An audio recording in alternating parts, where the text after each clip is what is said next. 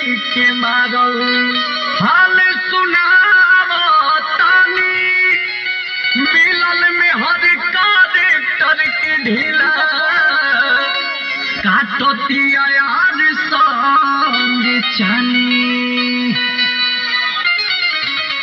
चाहता नीरौरे केस फरियादी मुखिया जी चाहता नीरौरे केस फरियादी मुखिया जी फरियादी मुखिया जी फरियादी मुखिया जी हमके मौके से तलाह कर दिया वादी मुखिया जी चाहता नीरौरे केस फरियादी मुखिया जी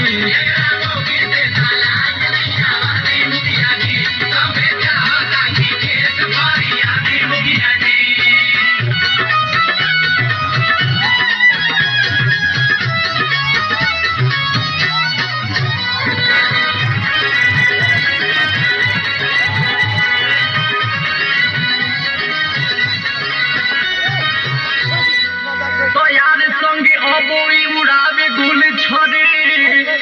अनई हरे के चसकले कद मन नहीं भरे